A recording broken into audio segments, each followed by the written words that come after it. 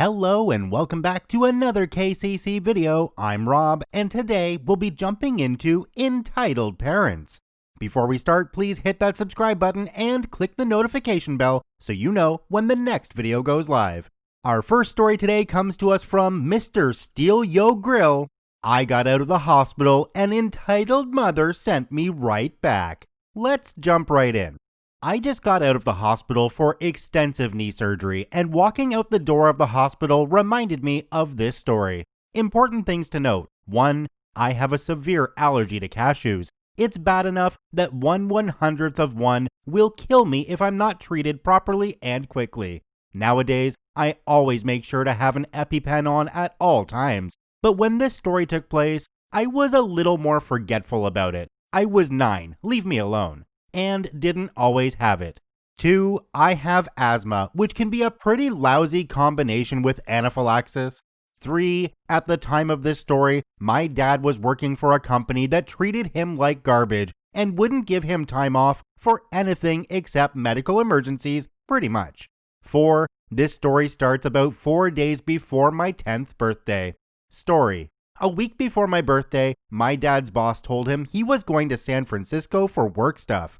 We lived in Denver at the time, which meant my dad was going to miss my birthday. It was upsetting, but I understood, and he said we'd have a party once he got back. While he was gone, my brother and I were staying with entitled mother. At the time, we knew she was a little entitled, but my dad trusted her to take care of us. On day 3 of my dad's trip, my brother and I were playing in the living room when entitled mother offered us some granola bars as a snack. At the time, I was young and wasn't very cautious, so I didn't always read ingredients for things I was eating. Unfortunately, there were cashews in the granola bar, so when I took the first bite, I started to feel it pretty quickly after. Within minutes, I was throwing up everywhere, in severe pain, and my throat was closing up. And as if it couldn't get worse, that was when I realized I had forgotten my EpiPen. Then, the panic and closing airways triggered an asthma attack, and I also didn't have my inhaler. So at that point, choosing beggar calls an ambulance, and I pass out on the floor. The paramedics were able to keep me from dying of the combination of anaphylactic shock and asthma attack, but I did end up slipping into a coma for 11 days. This meant I was in a coma on my birthday, but I guess that was probably pretty low on the list of concerns, considering they weren't 100% sure I was going to make it out of the coma. So a week after my birthday, I finally wake up. At first, I was fairly calm about waking up in a hospital until I found out that I had been in a coma for 11 days, at which point I started panicking and almost gave myself another asthma attack. Anyway, they kept me there for a few days just to make sure I was okay and it was safe for me to go home. So we finally get home, and as soon as I walk in, I see my brother, my grandparents, my aunt, my uncle, my 2 cousins, entitled mother, and neighbor's mom and her kids, who my brother and I are good friends with, as well as a big sign that reads, "Happy birthday and welcome back to the land of the living." They had planned a surprise birthday party for me once they found out I was out of the coma. So we went about doing birthday party things and hanging out. I got some questions from my brother and cousins about the coma, while neighbor's mom bakes my cake. However, the only important thing that was happening at this time was the following conversation between entitled mother and neighbor's mom. Man, that must have been terrifying for him to go into that coma. I mean, imagine having to be that careful about everything you eat. Oh, don't tell me you buy all of that. What? He was clearly faking it to get attention. Everyone knows that asthma and allergies aren't real. Both of those are very real and very serious problems. Whatever. You sheeple are just too stupid to see through the government's lies. Then entitled mother just wandered off. I feel it's important to note that at this time, the birthday cake had just been put in the oven, and this conversation happened in the living room, which did not have a line of sight into the kitchen. After a while, the cake finally finished baking, and we all congregated in the dining room to eat it. So Everyone sang happy birthday to me, and my aunt cut the cake and gave everyone a slice. I was about to take the first bite when the luckiest thing that could have happened happened. I dropped my fork on the floor. At this point, I, wanting to act all grown up and solve my own problems, decided I'd go into the kitchen and clean the fork myself. Right as I finish and start walking back out to the dining room, when I hear my dad yell, "What the heck did you just say?" I run out to see what's going on and see my dad standing up, staring daggers at entitled mother while she cowered in fear of him. Whimperingly, it was for his own good. It turned out that after the conversation between entitled mother and neighbor's mom, entitled mother had snuck into the kitchen and poured most of a bag of mixed nuts that she had brought with her into the cake. Dad slams his hand on the table. How the heck is that for his own good? Entitled mother starts to gain some confidence as she doesn't see a problem with what's happening. Well, if he had eaten the cake without knowing they were there, he wouldn't have been able to fake a reaction because he wouldn't have known that there was anything in the cake to react to. What the actual F is wrong with you? I was trying to prove to you sheeple that allergy... I knew inviting you here was a mistake. I figured it was good for the boys to have you in their lives, but you've made it abundantly clear that it is not. So what are you saying? I'm saying get the F out of my house and stay the F away from my kids. You can't do that. They're my kids too. That's right, everyone. Entitled mother was actually mom. Not after what you just pulled, they're not. And if you want to take this to court, I'll make sure that you aren't even allowed in the same state as them. Now get the F out of my house before I call the cops. You just wait until my father hears about this. Her dad is very wealthy, so I think she was expecting him to help her get custody of my brother and me. We found out later that not only did her boyfriend break up with her and kick her out of his house, but when her dad found out about what she did, he refused to let her live with him, stopped giving her money, and said that if she took my dad to court, he would support my dad. As you can expect, she never took us to court. And as for the rest of the party, we just bought a new cake because nobody wanted to take the time to bake another one. We also decided to just throw out the pan we had used for the first one because she had put so many nuts in it that we were worried about it contaminating anything we put in after that. Okay, so you mean to tell me that after being in a coma for 11 days, she didn't think that your allergies were real? She was like, yes, every 10-year-old loves faking a coma on their birthday. That makes sense. I was really glad to hear that your dad separated you from your mom and her mental issues. Our second story today comes to us from Com Thobnob. My fake stepmom thinks I'm going to pay her for life. Let's jump right in. Long backstory short, I've lived with my father, well, forever. He got married to a woman, Patricia, the stripper if you're old, for a green card in about 2008-ish. It was always for the green card. I know, wrong, blah, blah, blah.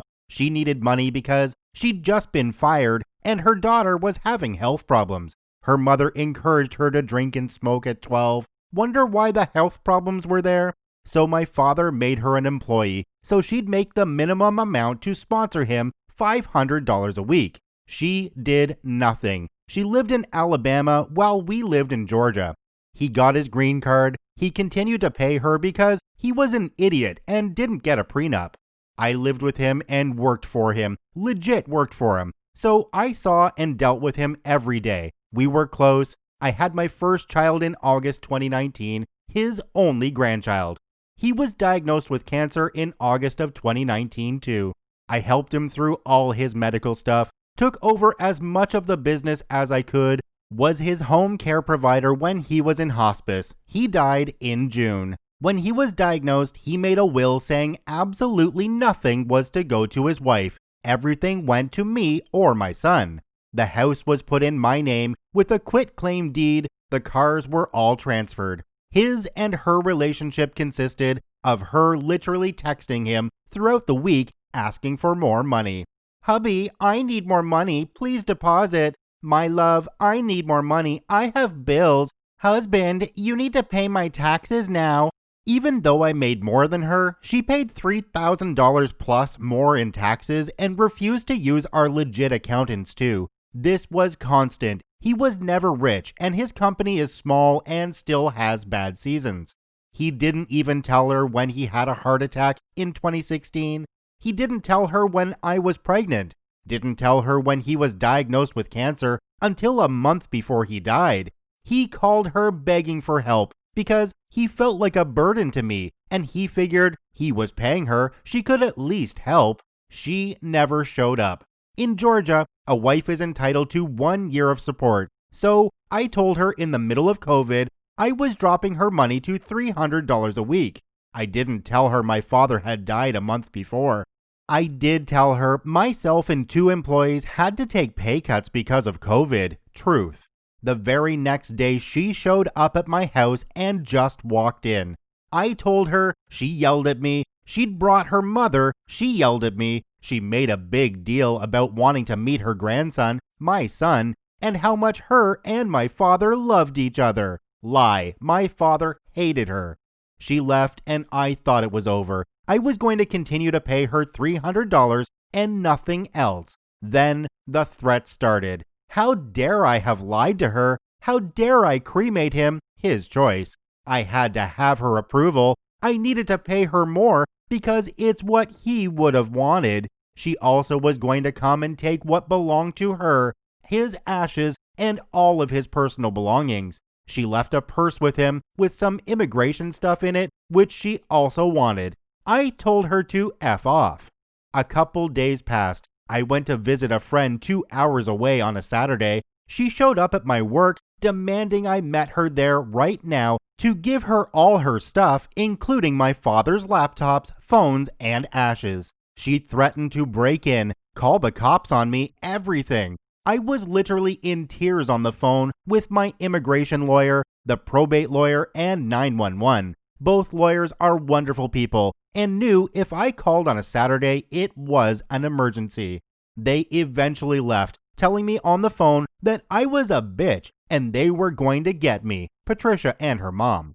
Drama happens and I hear nothing from them. I've been paying the $300 a week. She texted me today asking when I was going to pay her taxes. I said never. She told me it was my job to pay them. That's what my father would have wanted because he loved her and didn't want us to be like this.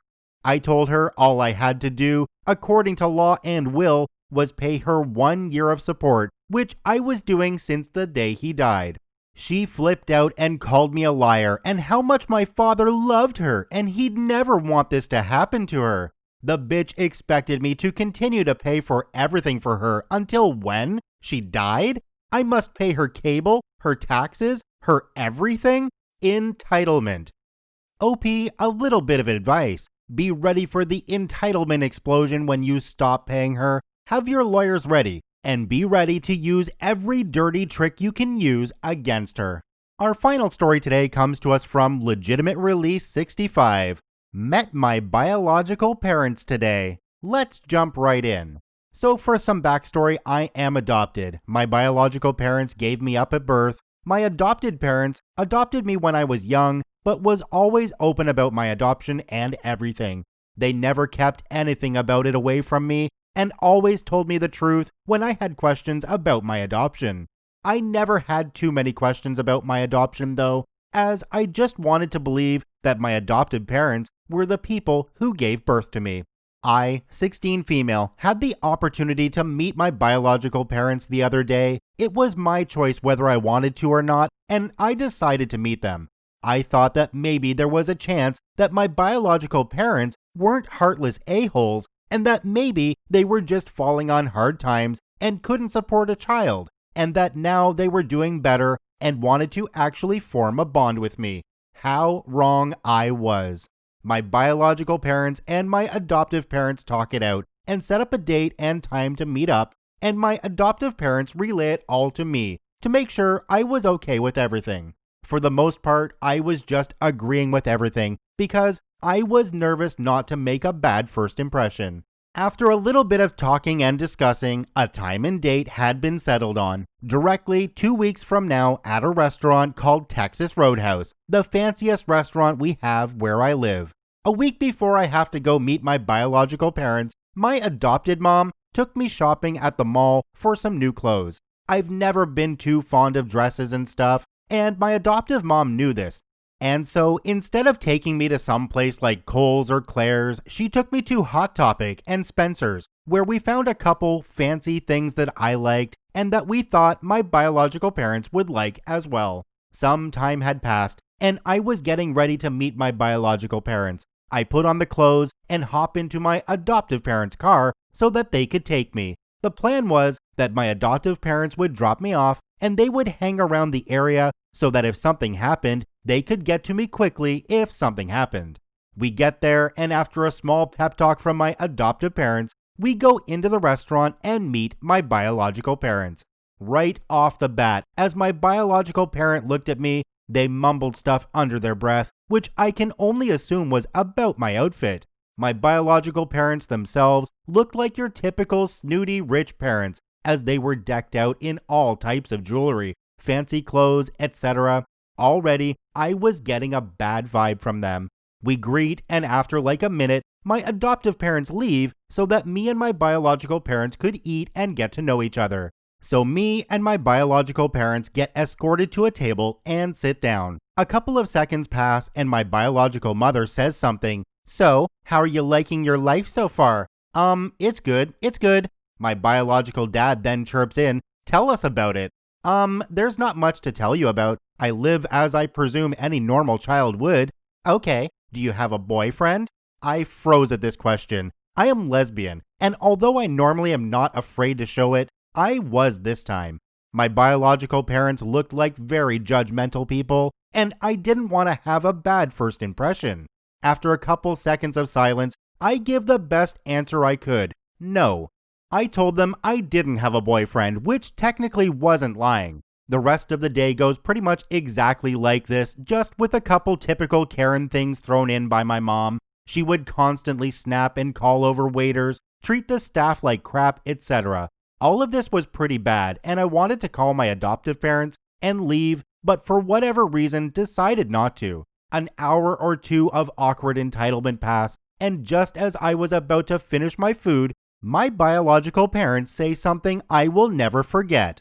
"OP, we need your help with something. You have a biological brother who is currently in the hospital. He got into a car crash a couple days before we contacted you.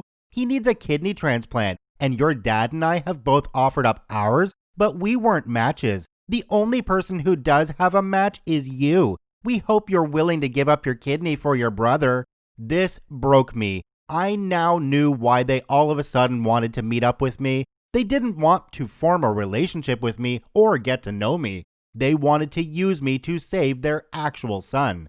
I did not know I had a brother. At that point, I frankly did not care. I told them no. They abandoned me as a child, and 16 years later, they want me to save a brother I never knew existed? I told them no and walked out. I walked out of the restaurant and called my adoptive parents, my real parents. I told them to come pick me up, and they said they were at the Target right next door to me and said to wait in the car or come look for them in the store. I opted for the car. I didn't want to be around anyone at that point, so I just walked and searched for my adoptive parents' car. My biological parents probably came after me, but I don't know that for sure, as when I left the restaurant driveway, I didn't look back. After about 20 minutes in the car crying, my adoptive parents come and immediately noticed that I was crying, despite my best efforts to hide it. They asked what was wrong, and I told them everything. They seemed just as pissed as I was, but comforted and consoled me at the time. I'm glad I'm adopted, because as far as I'm concerned, my real and only parents are my adopted ones. OP, I completely feel for you on this one. I myself was adopted when I was 9 months old. My adoptive parents are amazing people. They've done well for themselves, and they've taught me well over the years.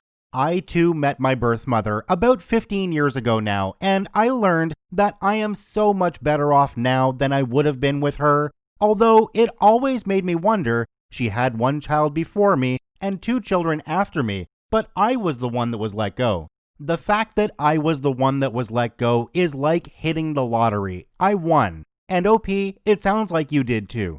I hope you at least had some of your questions answered, and now you know that you can move on because you're in a much better place than you would have been.